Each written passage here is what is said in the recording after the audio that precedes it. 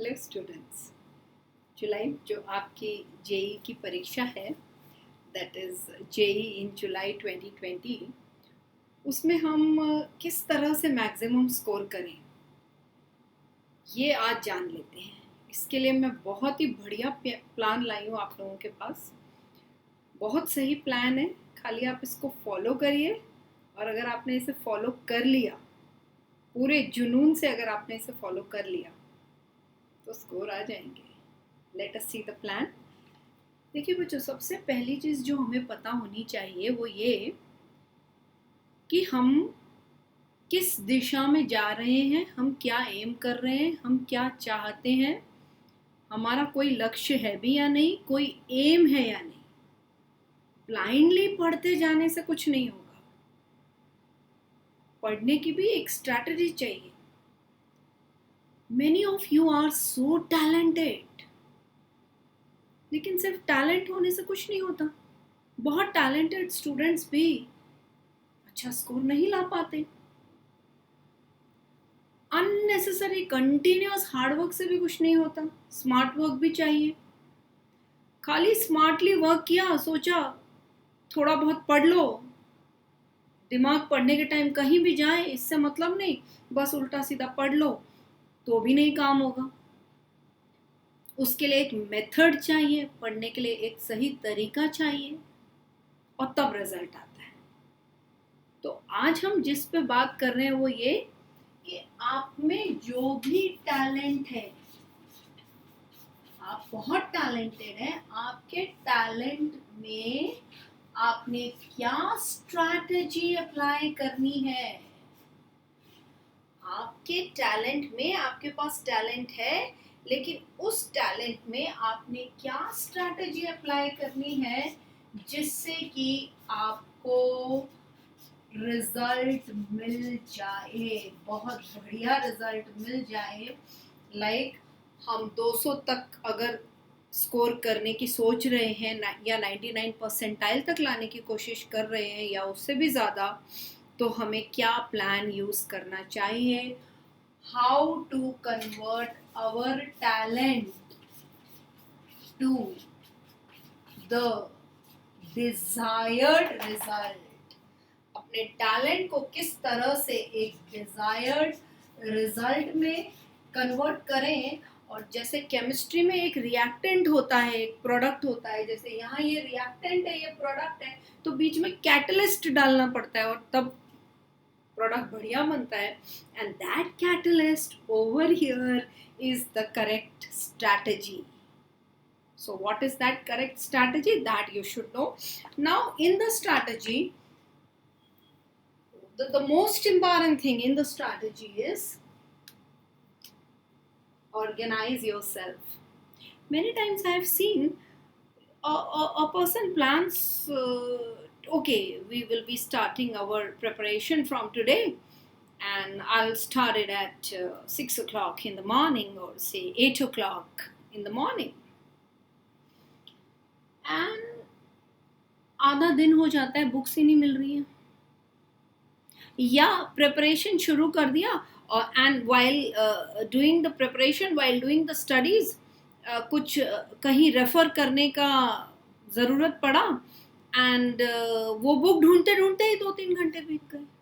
तो very first thing, organise yourself, whatever you need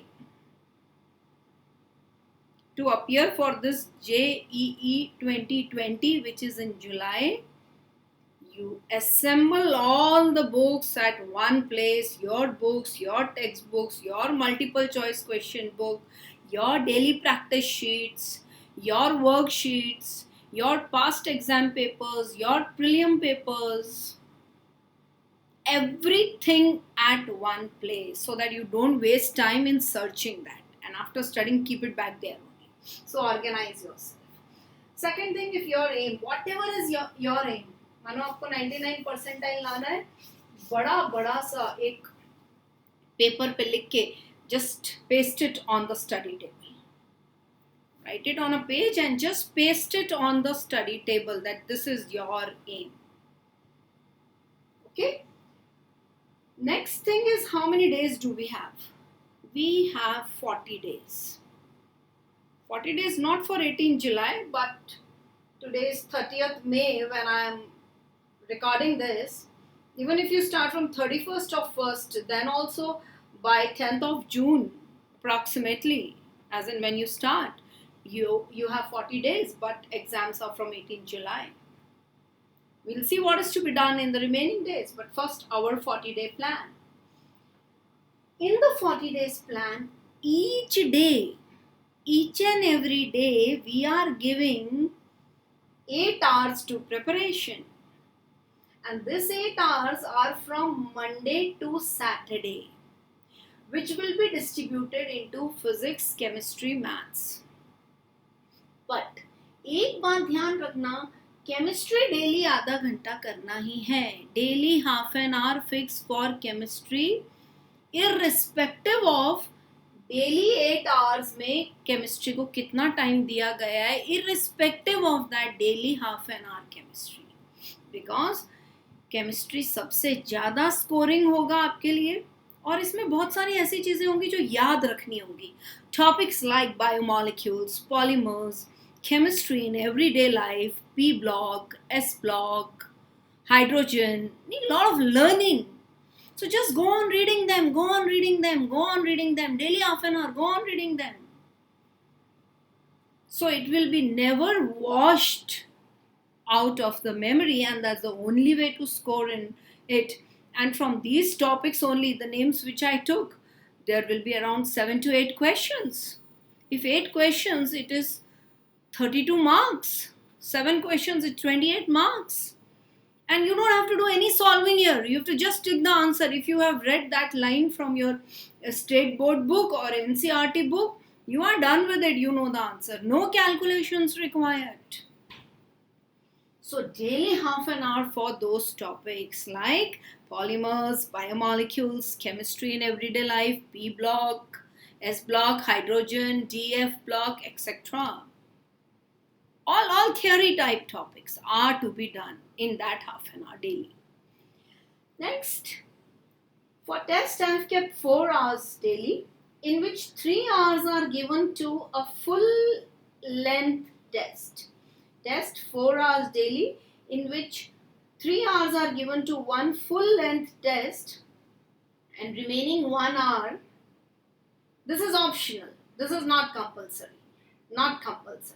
Remaining 1 hour for a full length test of either physics or chemistry or maths, any one subject. यानी कि daily 4 घंटे आपको test लिखना है, जिसमें से 3 hours 3 घंटे कंपलसरी है टेस्ट, जो कि एक फुल लेंथ टेस्ट होगा जैसा जेई एग्जाम आता है केमिस्ट्री, फिजिक्स और मैथ्स का. और प्लस 1 आवर में आपको या तो फिजिक्स का एक फुल लेंथ लिखना है और केमिस्ट्री, या फिर मैथ्स का एक full length test. But this is optional. If you don't want, वो मत लिखो. Instead आप क्या कर सकते हो, आपने ये टेस्ट लिखा, इसमें आप कहाँ गलत हो गए वो टॉपिक आप निकालो, एनसीईआरटी से निकालो, अपने टेक्स्ट बुक से, अपने एमसीक्यू बुक से, और उसको एक बार वापस से पढ़ो, पूरा पढ़ो, वापस पूरा सॉल्व करो. जो गलत हो गया वापस सॉल्व करके देखो. नहीं आता इमीडिएटली टीचर से डाउट पूछो. इस तरह से हमारे पास पढ़ाई के लिए टोटल 10 जून तक 280 आवर्स होंगे, जो कि केमिस्ट्री, फिजिक्स, मैथ्स में इक्वली डिवाइड होंगे. प्लस ये जो हम आधा घंटा डेली केमिस्ट्री कर रहे हैं, ये 15 आवर्स और होगा. और टेस्ट के लिए हमारे पास होंगे 140 आवर्स. टेस्ट के लिए हमारे पास होंगे 140 आवर्स, क्योंकि हम 4 आवर्स डेली अगर टेस्ट के लिए रखें तो हमारे पास कुछ 35 डेज तक है, और 35 इंटू 4 हो जाएगा अप्रोक्सीमेटली 140 आवर्स. और ये मैंने इसलिए आपको कहा 140 बिकॉज अगर आप देखें वहां पे हमने कंपल्शन नहीं रखा है.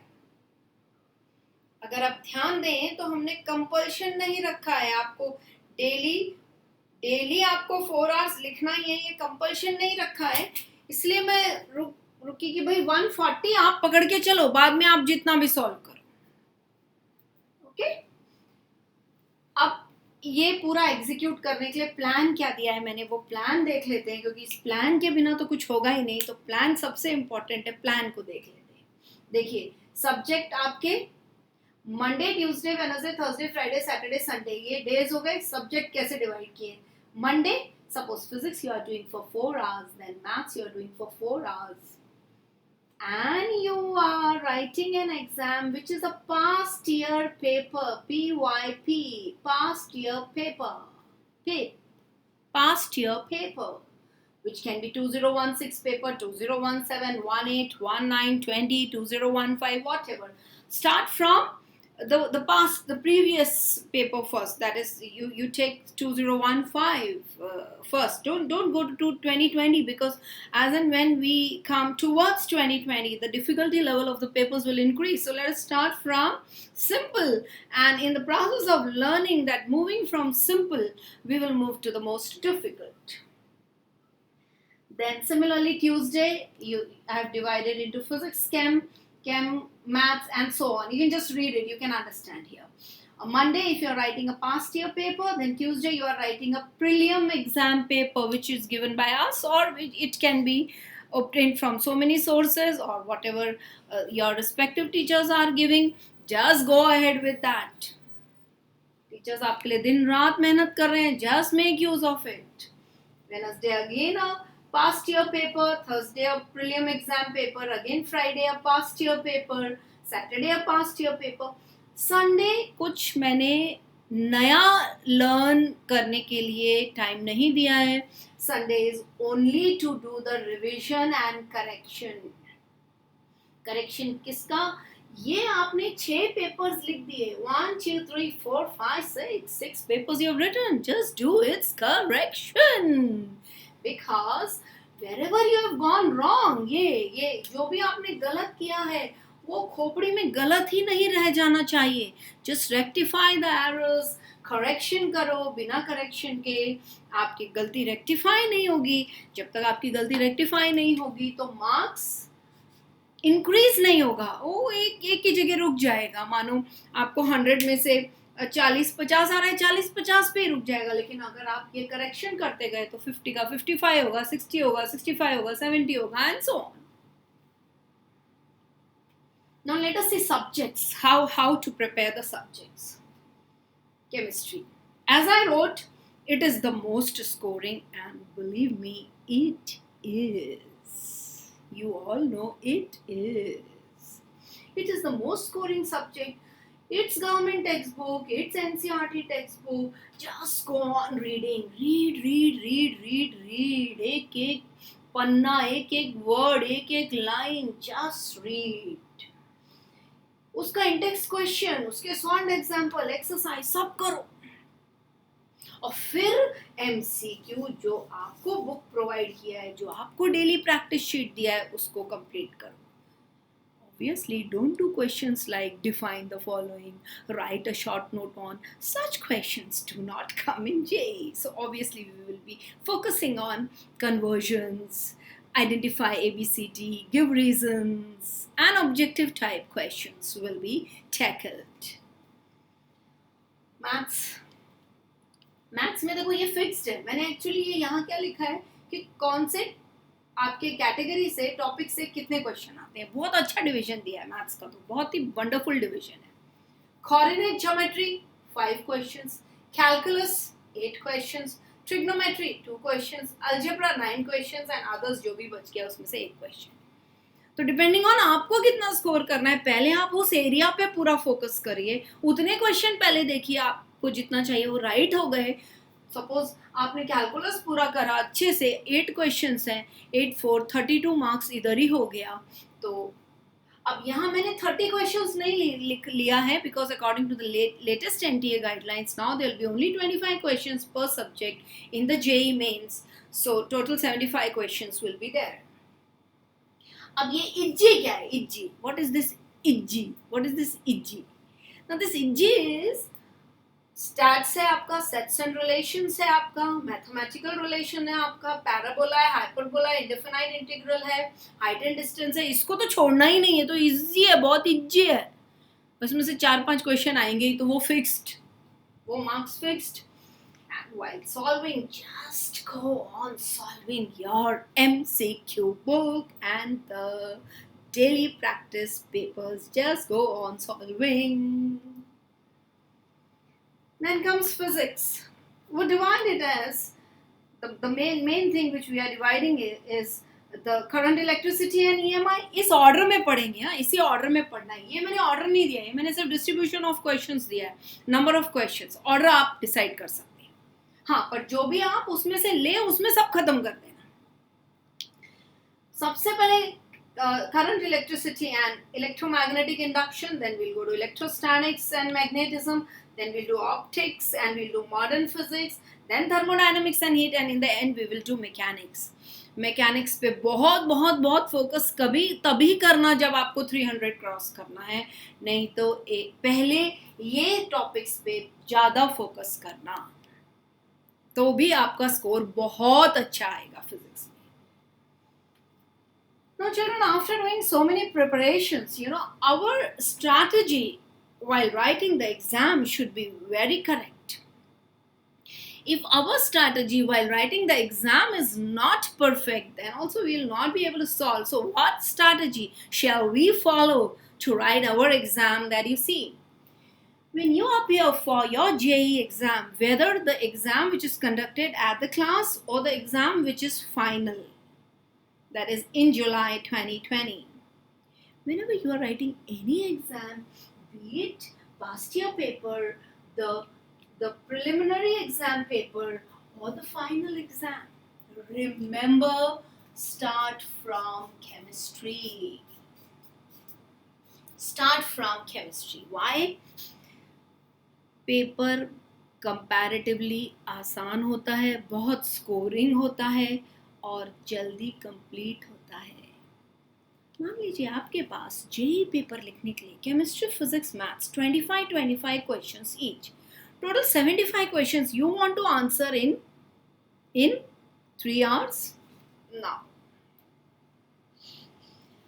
suppose you start with physics and you take 1 hour 15 minutes or 1 hour 20 minutes to solve it. तो आपके पास जो टाइम बच गया, या कितनी बार तो बच्चे 1.5 घंटा फिजिक्स ही करते रह गए, अब बच कितना गया? 1.5 घंटा.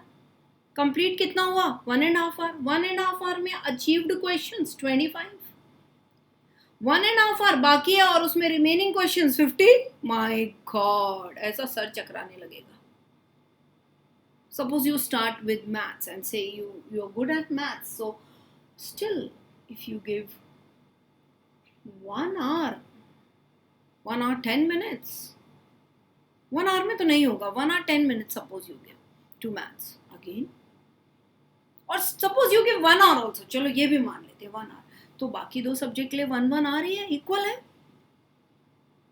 तो ठीक ठीक सिचुएशन है. लेकिन बेस्ट सिचुएशन नहीं है. इस सिचुएशन को बेस्ट कैसे बनाएं? Suppose you start with chemistry. Chemistry gets over just in 30 minutes, maximum 40 minutes. If you are able to complete your chemistry correctly in 30 to 40 minutes, 40 minutes maximum, 45 minutes, chalo maximum upper limit 45 minutes. तो आपके पास कितना समय बच गया? 2 घंटे 15 minute. 45 minutes भी use किया तो 2 hours 15 minutes. अब 45 मिनट्स में आपने 25 क्वेश्चन किए, 2 hour 15 मिनट्स में 50 क्वेश्चंस करने हैं, विन विन सिचुएशन. लेकिन वहीं आपने 1.25 घंटा 25 ही क्वेश्चन किए, तो बाकी 25 कैसे करेंगे 1.5 hour या 1 hour 45 मिनट्स में? तो हो सकता है कर भी लें, लेकिन पैनिक हो जाएंगे. So don't do that. Start with chemistry. 25 questions of chemistry achieve in 30-40 minutes, and then go to maths. Maths will take another 70 minutes or so, and then you can do your physics. If you follow the strategy, you will not be upset in the exam.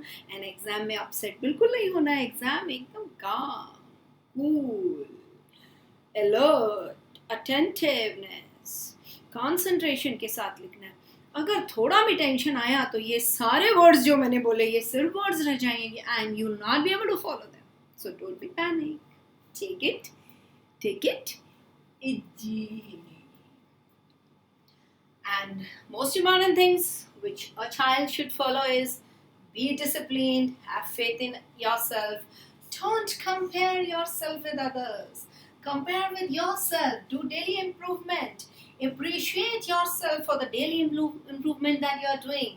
Doubts, never keep them pending, solve them immediately, be consistent and take good care of your health. Why? Because healthy है तो ही ये पूरा plan आप execute कर सकते हैं, वरना दिक्कत होगी.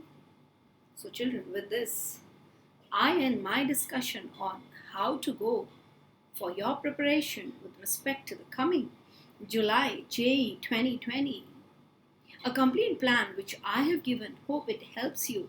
I am very confident that this plan will definitely help you. Only what I need, the student who is able to solve it. तो बेटा ये प्लान को पूरे ढंग से अपने दिमाग में उतार के फॉलो करिएगा, because we need student who can follow it. जिसने फॉलो कर लिया उसका रिजल्ट बहुत अच्छा आने वाला है. Bye bye. Take care. Love and blessings to all of you.